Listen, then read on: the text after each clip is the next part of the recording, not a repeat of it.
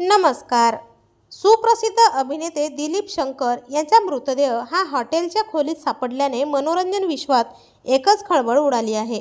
त्यांच्या मृत्यूचे कारण अद्यापही समोर आलेले नाही. मिळालेल्या माहितीनुसार ते एका मालिकेच्या शूटिंगसाठी 4 दिवसांपूर्वीच त्यांनी हॉटेलमध्ये खोली भाड्याने घेतली होती.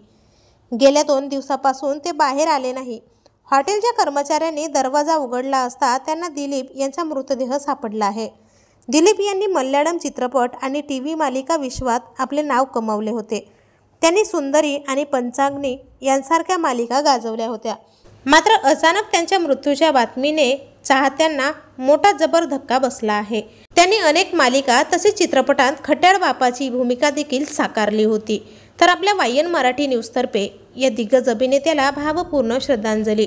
मनोरंजन विश्वातील नवनवीन अपडेट सर्वात आधी जाणून घेण्यासाठी वायन मराठी न्यूज या चॅनलला अजून तरी सबस्क्राईब केलं नसेल तर नक्की सबस्क्राईब करा.